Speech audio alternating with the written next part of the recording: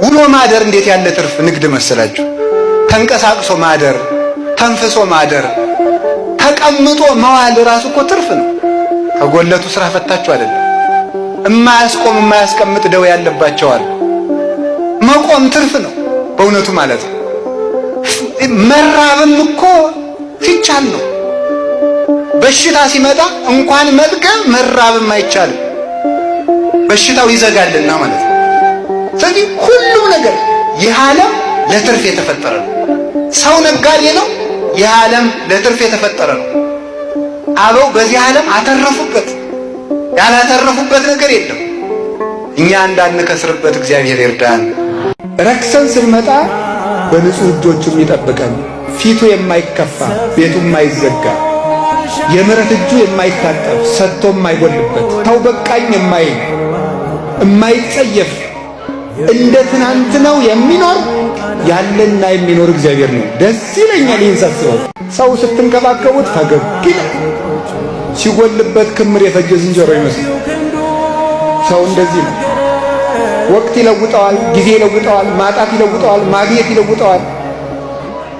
ሰው ባየበት ይዘንባል፣ ባየበት ይፈሳል፣ ባጣበት ይደበቃል። ሰው እንደዚህ ነው። ወዳጅነቱን ይለውጣል፣ ፍቅሩን ይለውጣል፣ ቃል ኪዳን ይለውጣል፣ መሐላውን ይለውጣል፣ ጉልበቱ ይለውጣል፣ ሁሉ ይለውጣል። እግዚአብሔር ግን እንደ ትናንት ነው። የቆሰለን ሰው እንኳን በእንጨት በጨርቅ ጫፍ ብትነኩት እኮ ይደማል። ኃጢአት የወጋችውን ሰውም ጥቂት ቃል ይወጋዋል፣ ልቡም ይደማበታል። ልቡ በንጽህና የተያዘ ሰው ግን ምንም ነገር ብትወረውሩበት፣ የነገር ፍላጻ ብትወረውሩ ልትወዱት አትችሉም። በቀላሉ የምናዝነው ንጽህና ስለሌለን ነው። ንጽህናውን አድሎን እሱ በመከራው ይደሰት እንደነበረው በመከራ የምንደሰትበትን ልቡና በዚህ ዓለም የማይለወጠውን ደስታ በመንግሥተ ሰማያት እንዲሰጠን ቅዱስ ፈቃድ ይሁንልን። ሰው የማያውቅብን የተሰወረ ልክስክስነት አለብን። ያ ልክስክስነታችን እናፍርበታለን። ከእግዚአብሔር ፊት ደግሞ ይዘነው ለመቆም እንዴት ያሳፍራል! ኃጢአት ያሳፍራል፣ አንገት ያስደፋል። ሰው ደግሞ አግኝቶ አይምርም። እንኳን ኃጢአት አግኝቶ ሊምር ኃጢአት ለማግኘት እኮ ሰው ይከታተላል። ታውቃላችሁ? ለማግኘት በየት ዋሉ፣ በየት አደሩ፣ እነገሌ ምን ሰሩ፣ ምን ተናገሩ። ክርስቶስን ጸሐፍት ፈሪሳውያን ምን ውስጥ ስህተት ለማግኘት ነበር የሚጥሩት? ንግግር ውስጥ ኃጢአት ለማግኘት ተራራ ይወጣሉ፣ ቁልቁለት ይወርዳሉ። ግብር ለቄሳር እንክፈል ወይ፣ ይቺ ሴት በዝሙት ተይዛለች ትወገር ወይ። ትወገር ቢል ጨካኝ ለማለት፣ አትወገር ቢል የሙሴን ሕግ ሽራህ ለማለት። ስህተት ለማግኘት ሰው ይፈልጋል። አሁንስ ቢሆን ተስፋዬ ማን ነው? እግዚአብሔር አይደለምን? ውስጥ እዴካ ማሐጽን ነፍሴ፣ ነፍሴን በእጅህ አደራ እላለሁ። አዳንካትም፣ መገብካትም፣ አስራብካትም፣ አለበስካትም፣ አራቆትካትም አንተው ነህ። ገደልካትም አዳንከም ነፍሴ ባንተ እጅ ናት ብሏል። ሁሉን ለሚችለው ሰፊ እጅ ላለው ለእግዚአብሔር እጅን መስጠት ትልቅ ነገር ነው። ፈተና በመጣበት ጊዜ እግዚአብሔር እንደሚወዳችሁ ተመልከቱ። ራስቼ ስለኖርኩ እማስታውስበት መከራ ሰጠኝ ተብሎ ነው መስከረ። አንተን እንዳስታውስህ የመጥሪያ ደብዳቤ ላክልኝ። መጽሐፍ ቅዱስን ደብዳቤ ጽፎ ላከ፣ ንስሐ አባት ላከ፣ መጽሐፍትን ጽፎ ላከ። በቅዳሴ ጠራን፣ በትምህርት ጠራን፣ በመዝሙር ጠራን። ወንድሞቻችን ሲመጡ በመከራ ጠራን፣ አልተመለስም። መጨረሻ ላይ ደግሞ የመከራ መልእክት ይልካል። እባካችሁ ኑ ነው። ለምኖ የሚያድን አምላክ እንደ እግዚአብሔር ያለ አለን? ለምኖ እኮ ነው የሚያድን። እግዚአብሔር የሚሰጥህን ተስፋም አትጠራጠር። እግዚአብሔር ላበው የነገረውን ተስፋ አያስቀርም። እግዚአብሔር እውነት ይኖር ይሆን ብለህ መከራ ሲበዛብህ ጊዜ ወይ ሃይማኖት የትክክል አይደለም ወይ እግዚአብሔር የለም ብለህ አትጠራጠር። እግዚአብሔር አለ። ከቃሉ ጋር ናችሁ። ዳይሙ ትልወ ለእግዚአብሔር፣ እግዚአብሔርን በፍጹም ልቡና ተከተለው ነው። አትጠራጠረው፣ በፍጹም ልቡና እመነው። ወኢትህድጎ፣ እሱን ደጅ መጽናቱንም አትተው፣ ወደ ኋላ አትበል። እግዚአብሔር መቅረብህን አታቋርጥ። እግዚአብሔርን አትተው። እግዚአብሔር ካልተውከው አይተውህም፣ ካራቅከው አይርቅህም። መከራ ብትቀበልም ዝም ብትልም ቢልህም ባይመልስልህም ትቶህ እንዳይመስልህ ጊዜው ገና ስለሆነ ነው። እናንተ አንድ ስትራመዱ 10 ገስግሶ የሚያቀፍ አባት አለ። እግዚአብሔር የሚፈልገን የልጆቹ መጥፋት የሚገደው አባት፣ አባክነን ስንመጣ አዲስ ልብስ የሚያለብስ አባት፣ ጠፍተን ስንመለስ ፍሪዳ አርዶ የሚቀበል አባት እርሱ ክርስቶስ።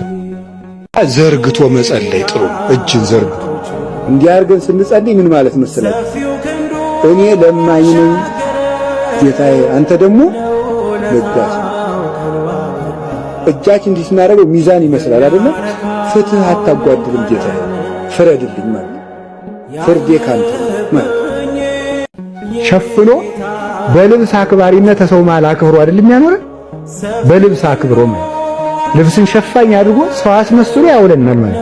እየቀለድበት ቀለዳችሁብኝ ማለት እንደሱ ያለ ማለት ችሎ የሚኖር ማለት አሁን ያልሆነውን ማለት።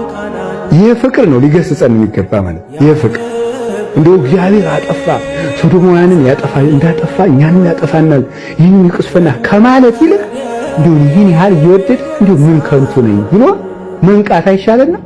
ይህን ያህል እያደረገልን እንደው ምን ከንቱ ነኝ ብሎ መንቃት በጣም መልካም ነገር። ሁሉን የሚችል ላይለየን ቃል የገባልን በደልንም አልበደልንም አብሮን የሚኖር ሲኖር ደግሞ የሚችል አባትም አምላክም ስላለን በተስፋ በሉ ደስ ይበላችሁ።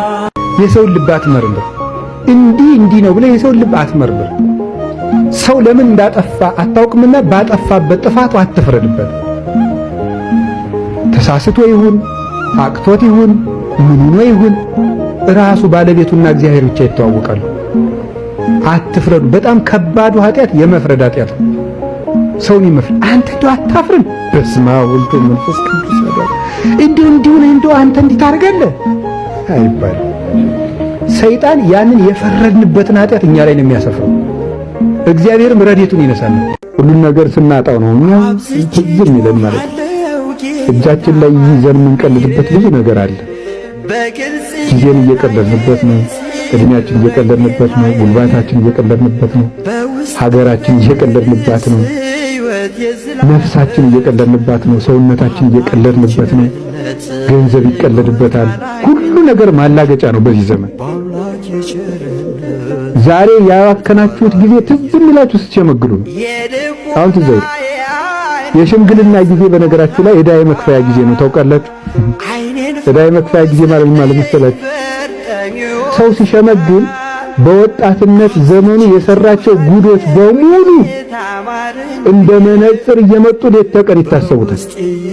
እግዚአብሔርን የተመገቡ ሰዎች ግን ከተማ ቢከባቸው እንኳን አይፈሩ። ሁልጊዜ በደስታ ይኖራል። ጦርነት ውስጥ በሰላም ይኖራል።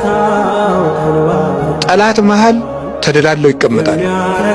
ባራዊት መሃል ደስ ብሏቸው በሞገስ ይሄዳል። በጠላቶቻቸው ታፍረው ተፈርተው ይኖራል። ቢሞቱ እንኳን ሞታቸው ክብር ይሆናቸዋል።